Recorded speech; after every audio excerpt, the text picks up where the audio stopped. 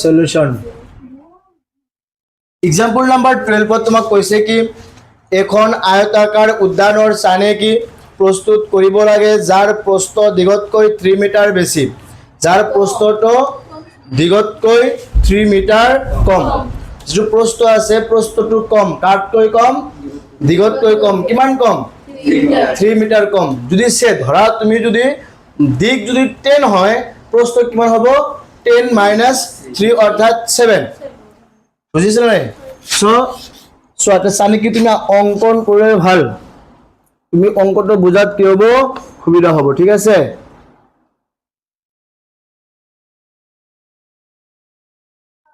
ইয়াত তোমাদের কি আছে সম দ্বিবাহু ত্রিভুজ এটা আছে কোশ্চেনত কোৱা আছে যে এইখন উদ্যানৰ কালি ইতিমধ্যে বনোৱা সমদ্বিবাহু ত্ৰিভুজৰ কি ত্ৰিভুজৰ সমদ্বিবাহু ত্ৰিভুজৰ আকৃতিৰ অইন এখন উদ্যানৰ কালিতকৈ 4 বৰ্গমিটাৰ বেশি হ'ব মানে এই আয়তৰ কালি যিমান হ'ব সেই কালিটো ইয়াত যেটো সমদ্বিবাহু ত্ৰিভুজ আছে এইটোৰ কালি কি আছে 4 একক বেশি আছে এটো ডাঙৰ এটো কি হৰু কিমান ডাঙৰ এন হৰু এটো 4 একক ডাঙৰ এটো 4 একক সৰু আছে এবাৰ তোমাৰ কোশ্চনে কোৱা আছে যেটো ত্ৰিভুজৰ ভূমি আয়তাকাৰ উদ্যানখনৰ প্ৰস্থৰ সমান আৰু উচ্চতা 12 মিটাৰ উচ্চতাটো কিমান মিটাৰ দিয়া আছে এতে যেটো উচ্চতা এতে সব তোমাৰ কিনো উচ্চতা নাই দেই অলপ আগতে শিকালো এনেকুৱা কৈ উচ্চতা এটা তুমি নিজে বনাই লব লাগিব গম পায় নাই এতে তোমাৰ উচ্চতা মানে এটো লম্ব আঁকি লব লাগিব হা এবাৰ এই উচ্চতাটোৰ মান তোমাৰ কোশ্চনে কোৱা মতে কিমান আছে 12 আৰু এই প্ৰস্থটোৱে হল এই ত্ৰিভুজৰ কি ভূমি আমি এই প্ৰস্থটো ধৰি লম প্ৰস্থটো কিমান ধৰিম x তো দিক কিমান হ'ব x + 3 কাৰণ প্ৰস্থ আৰু দিক কিমান ডিফাৰেন্স 3 দিকটো ডাঙৰ কিমান ডাঙৰ 3 ডাঙৰ প্ৰস্থ 3 ক সৰু সো প্ৰস্থ যদি আমি কিমান ধৰো x ধৰো তেন্তে দিক হ'ব তাতকৈ আৰু 3 বেছি অৰ্থাৎ x + হ'ব নাই বুজি পা নাই সো লেট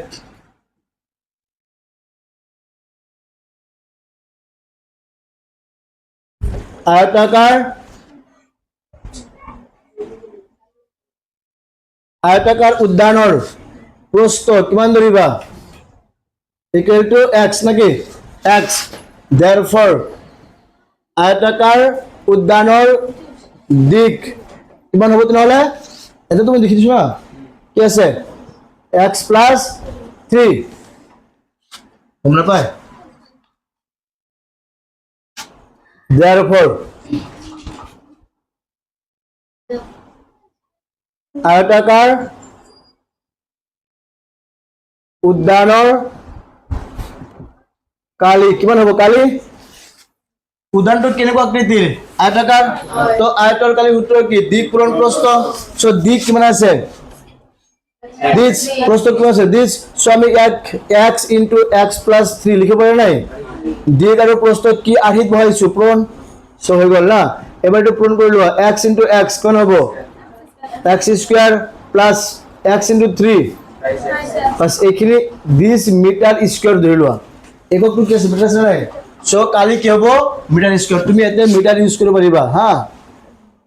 এটো হল আয়তাকাৰ উদ্যানৰ কালি মানে এইখিনিৰ কালি এবাৰ আমি এইখিনিৰ কালি কি কৰিম এক্সট্ৰা কৰিলাম এইখিনিৰ কালিত ভূমি লাগিব ভূমি কোনটো আছে এই আয়তৰ যেটো ভূমি বা ইয়াতে যেটো প্ৰস্থ আয়তৰ প্ৰস্থ এইটোই বা এইটোই ইয়াৰ কি হৈ আছে ভূমি তো আমি প্ৰস্থ কি কৰিছো x তো এই গোটেই প্ৰস্থখিনি কি হ'ব x তেন্তে এই ত্ৰিভুজৰ ভূমি কি হ'ব x হ'ব হয় নাই তো therefore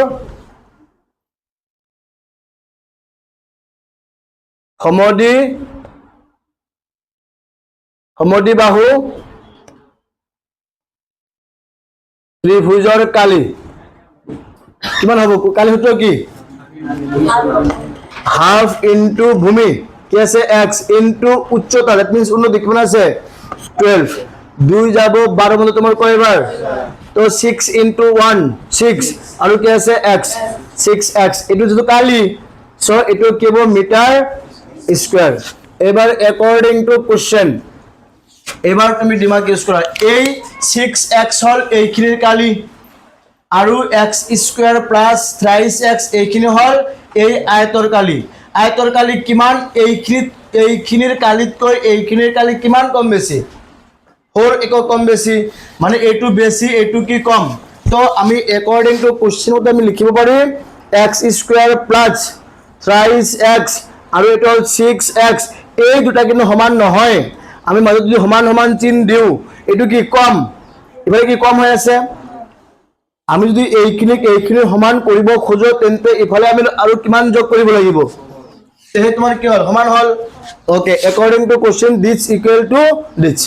বুঝি পালা নাই এমপ্লয়িজ অফ x স্কয়ার এতে 6x টু কি আছে প্লাস এটো আগত আলে কি হ'ব মাইনাস 3x টু কি আছে প্লাস 3x প্লাস আৰু মাইনাস 6x তো কি হ'ব মাইনাস 3x এ প্লাস 4 তাহলে কি হবে minus 4 equal to 0 x square minus 3x minus 4 equal to 0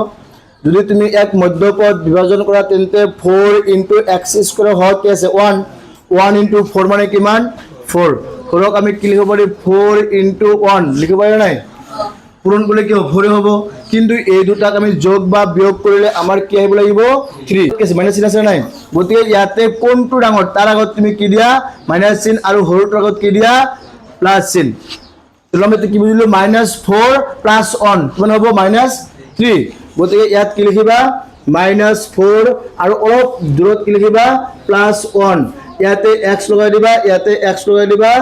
বাস হৈ গল ইকুয়াল টু 0 এতিয়া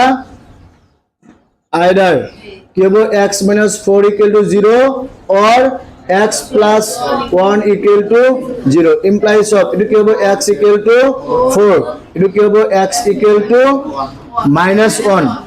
এবাৰ সব -1 আমাৰ x মানে কি আসলতে x মানে কি x মানে কি প্রস্থ এটা প্রস্থ বা এটা বাহুৰ মান কেতিয়াবা মাইনাস হ'ব পাৰে নেকি সো এটো কি হ'ব গ্রহণযোগ্য নহয় বাট তোমার গ্রহণযোগ্য কোনটো মান x এর মান 4 তার মানে প্রস্থ হল তোমার কিমান 4 প্রস্থ কিমান সো therefore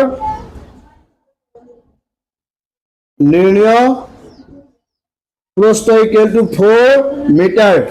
এন্ড তোমার কি হবে দিক ইকুয়াল টু দিক কিমান ধৰিছে x plus 3 অর্থাৎ 4 plus 3 equal to 7 meter बस ये हल तुम्हारा आंसर।